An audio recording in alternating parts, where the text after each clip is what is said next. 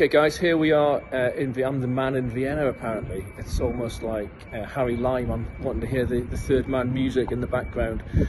But here we are for the All Apothecary, another desert island drug. And we've got Paul Forsythe here, and Paul's going to tell us his story.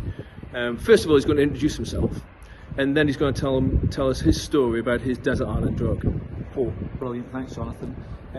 Thanks for inviting me to this. My name's Paul Forsythe. I'm lead pharmacist for cardiology in Glasgow. I have a specialist interest in workforce development and advanced practice as well. I'm really a specialist in heart failure, I should say, as well within cardiology. So what is my desert island drug? It would probably be spironolactone, and it's not because it's a heart failure drug per se, and I'm a heart failure geek, which I am. It's more because people are scared of it. You know, it has maybe a bad press for the harm that it can do. Things like hyperkalemia, acute kidney injury, etc. But that's just one side of quite a complicated decision-making process that you have to go through when you're going to prescribe it. You know, in my patients, it reduces mortality, it reduces heart failure hospitalisation, it reduces sudden cardiac death. So what spironolactone has taught me is that I have to be brave.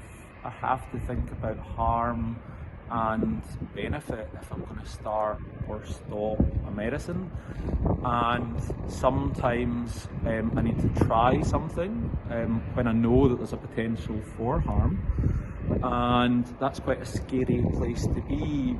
But to do nothing in my patients with high risk of sudden cardiac death and mortality as a whole and heart failure is sometimes worse than trying. Now, there's not a right or a wrong answer with any of these decisions, but spironolactone helped grounded me earlier in my career to understand that I have to think about the benefits that I'm trying to do as well as the harm, and that I have to try and tailor them to the individual and not necessarily to a guideline, an SBC or a numbers needed to treat.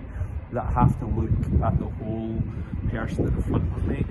And it's something that probably wasn't taught at university this way, about how likely is the person going to die if you don't do something, and perhaps it's something I had to learn. So spironolactone, because it was scary, helped me and forced me to learn to look at patients in a different way, and that's why, Jonathan, it'd be my desert island drug. Brilliant, thanks Paul. So as always, guidelines not tramlines, guys, and individualisation of care. It's the future. See ya.